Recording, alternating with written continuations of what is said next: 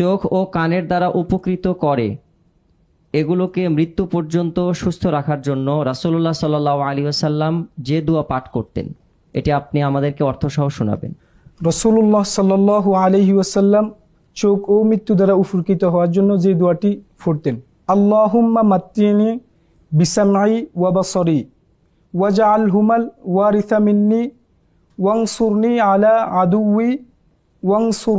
আলা আদুউই।